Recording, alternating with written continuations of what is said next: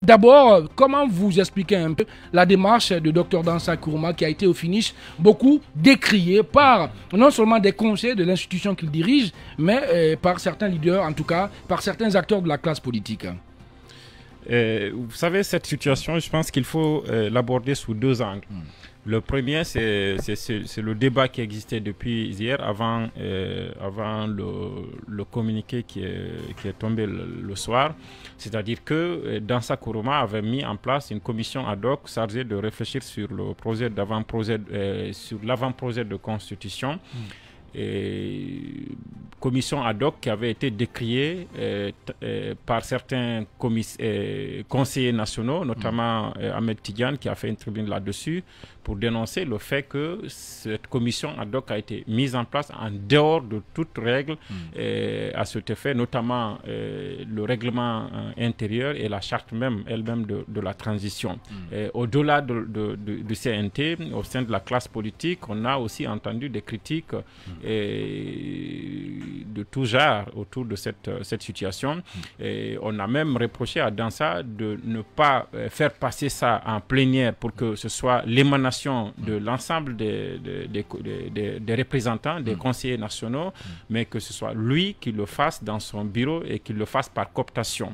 Et après, c'est le CNRD lui-même qui vient le soir couper l'herbe sous les pieds de Dansa en demandant de surseoir à toute activité allant dans le sens d'une nouvelle constitution.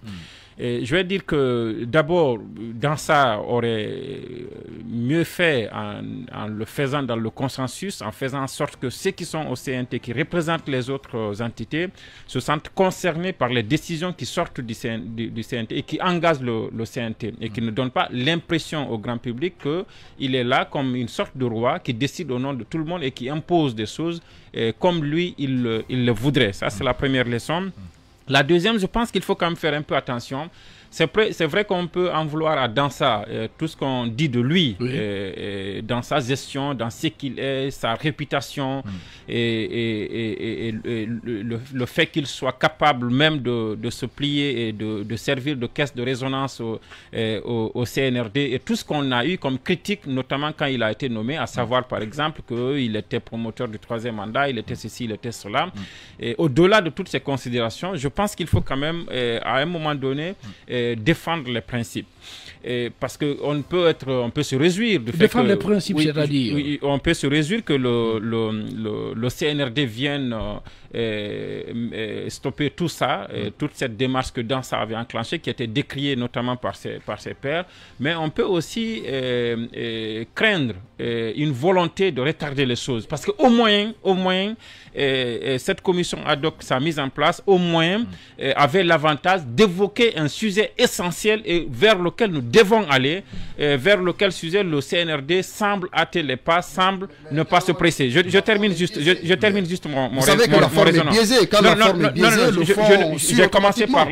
J'ai commencé par là. Vous ne m'apprenez pas que dans ça, dans la forme, dans la mise en place de cette commission ad hoc là, à pécher. Mais ce que je suis en train de dire, c'est que...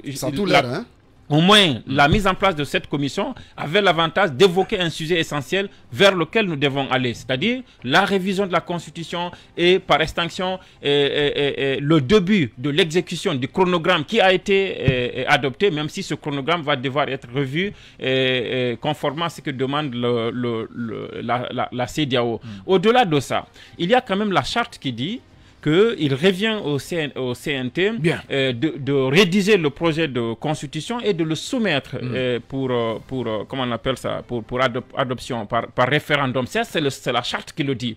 Maintenant, après, quand le CNRD fait un communiqué après l'adoption de la charte pour dire que le CNRD est l'organe central de la transition et que ce soit le gouvernement, que ce soit le CNT ou tout autre organe issu qui est au sein de l'appareil appareil d'État doit se conformer à ce que veut le CNRD, à ce niveau, il y a quand même problème. Et si on a conféré au CNT de rédiger la Constitution et qu'on estime qu'on a un chronogramme, il ne faut pas empêcher le CNT de faire son travail parce que c'est sa responsabilité.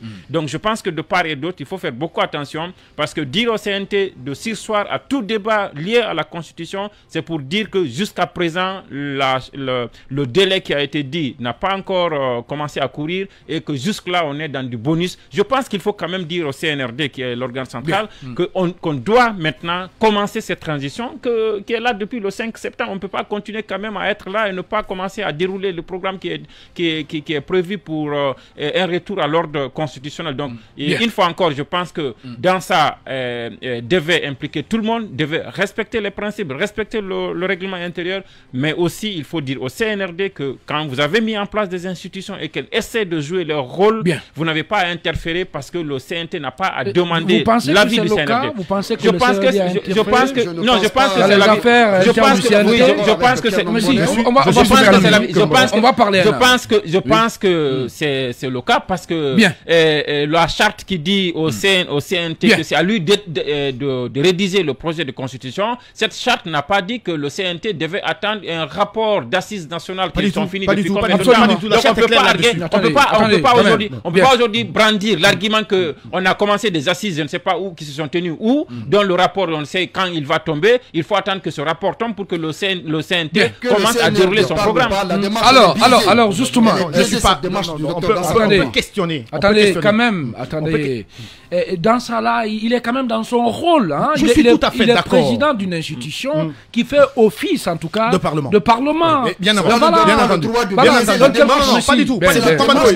Comment ça, la démarche est biaisée? Je pense que cette démarche, ne soyez pas étonnés. Oui, mais toute la classe politique, toutes les entités du pays ont souscrit à cette charte-là, boy. Ne soyez pas étonnés que même le projet de la nouvelle constitution soit déjà rédigé par Devers. Les militaires au pouvoir. Vous n'avez pas de preuve dans ce sens. Vous n'avez aucune preuve de ce que vous dites là. Je suis désolé, laissez les impressions. C'est de nature à plomber la transition. Pas du tout. Je pense que ça, c'est vous qui le dites. Non, pas du tout. Il est dans son rôle. Il est dans son rôle. Voilà, on peut bien critiquer sa démarche, mais quand c'est dans son rôle, je suis désolé. Mais voilà, allez, rapidement, Bonnet, rapidement, oui. Non, s'il te plaît, Diana. Allez-y. C'est que moi, vous avez parlé tout à l'heure de la commission loi et autres qui est au niveau du CNT.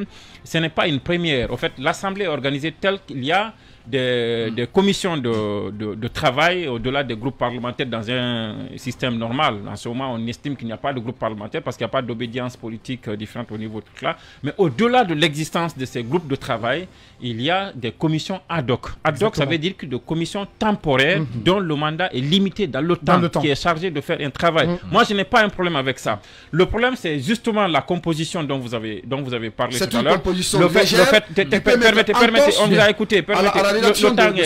On vous a écouté. C'est la composition qu'on peut questionner. C'est la manière par laquelle ça a été mis en place, alors que, et même le nombre, on a dit que le nombre, le 11 était, c'est quand même pléthorique, et que après on a quand même des têtes, au CNT qui sont connues, qui sont aussi crédibles. Il y a Maître Traoré par exemple, qui a été complètement écarté. Et tout ça, il y a beaucoup de têtes là. Mais ce sont des questions. Moi, c'est que j'ai dit tout à l'heure, peut-être que tu n'as pas compris, Boy, c'est que ça c'est un problème. On le dénonçait, je pense. Je ne vois pas un média qui n'a pas dénoncé cette mise en place de cette commission ad hoc. Mais ce que je suis en train de dire, c'est que ne laissons pas emporter par la colère que nous avons contre Dansad par ce qu'il a fait et oublier le fait que la forfaiture que le CNRD est en train de commettre en ce moment, en disant